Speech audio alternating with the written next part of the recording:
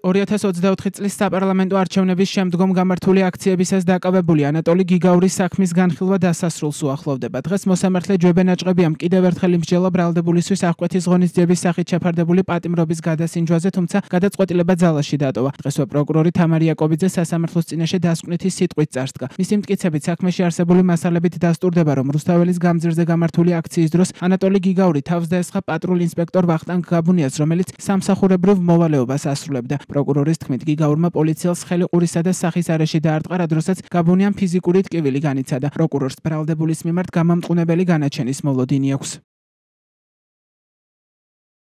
მომდევნო პროცესზე დასკვნითი სიტყვა დაცვის მხარემ უნდა თქვას. დღევანდელ სხდომაზე გიგაურის ადვოკატმა პოზიცია აღკვეთის ღონისძიების გადასინჯვაზე დააფიქსირა. ლაშა ცუცქირიძის თქმით, ბრალდებული წარსულში არ არის დაკავშირებული კრიმინალთან და არ არის ნასამართლები. შესაბამისად, აღკვეთის ღონისძიება პატიმრობა უნდა გაუქმებულიყო. მისივე თქმით, ასევე არ არსებობს გიგაურის მხრიდან მიმალვისა და ახალი დანაშაულის ჩადენის რისკი. რაც შეეხება თავად დაკავებულს, ანატოლი გიგაურმა პროცესზე თქვა, რომ ის პოლიტიკური პატიმარია და ციხეში უკანონოდ იმყოფება.